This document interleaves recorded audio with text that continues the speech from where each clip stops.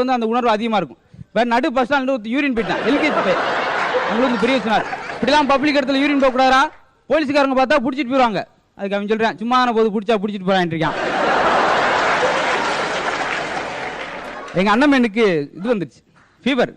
அவனால கண்டிப்பா டேப்லெட் சாப்பிட மாட்டேன், எதை கொடுத்தாலும் சாப்பிட்டேன், மாத்திரை சாப்பிட மாட்டான். நான் மாத்திரை எப்படி உனக்கு கொடுக்கணுமேன்னு சொல்லி நான் யோசிச்சுட்டு என்ன செஞ்சேன், வாழைப்பழத்துக்கு மாத்திரை வச்சு கொடுப்போம், ஈஸியா முழுங்கிடுவான்னு சொல்லி வாழைப்பழத்துக்கு நடுவில் அந்த மாத்திரை வச்சு கொடுத்தேன். சாப்பிட்டான். எப்படி இருந்துச்சு அப்படின்னா, வாழைப்பழம் நல்லா தான் இனிப்பா தான் இருந்துச்சு, உள்ள இருந்து விதை தான் கசந்துச்சு, துப்பிட்டேன் அப்படின்னா. நான் குடிச்சது அதை சாப்பிடுச்சா, நம்ம யோசிக்கிற விட அவன் அதிகமாக யோசிப்பான். ஏன்னா வாத்தியார் பாடத்துமே சொல்லியிருக்காரு, திணை விதைத்தவன் திணை இருப்பான், வினை விதைத்தவன் வினை இருப்பான். இதுல இருந்து என்ன தெரியுது, நீங்க எதை விதைச்சிருக்கீங்கன்னு தெரியுது. அது மூலம் அறுத்து அப்புறமேல் வாங்க எம்எட் படிச்சு எதை போய் விதைச்சிருக்கீங்க, இதுதான் வசப்படாதுன்னு சொல்லிட்டு வேற மாதிரி ஆரம்பிச்சால். எழுத்துக்கள் பல வகைப்படும், ஆயுதெழுத்து, மெய்யெழுத்து, உயிரெழுத்து, இதெல்லாம் கேட்க வேண்டிய எங்க தலையெழுத்து அப்படின்னா. அந்த எம்எட் படிச்சு என்ன மூடி வச்சுட்டு முறுக்கு வியாபாரம் பண்ணி பொழைச்சிக்கிட்டு இருக்காரு பாவம். வாத்தியார்